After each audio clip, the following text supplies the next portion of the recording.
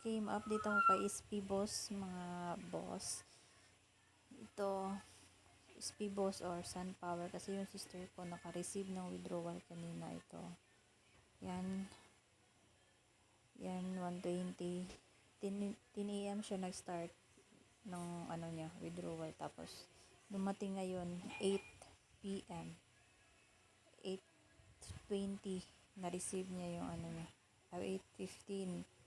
Na-receive niya yung withdrawal niya sa SP Boss. Tapos, meron din dito sa Telegram group niya, naka-receive din siya. Kita ko kanina. Ayan o.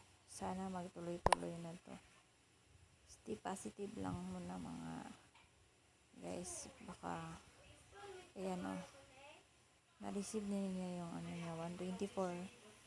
Siguro yung mga maliliit lang yung inuna nila. Hindi ko alam kung makaka-receive pa ba tayo. Still hoping sana bumalik na to sa dati. Yan lang po guys. Bye bye.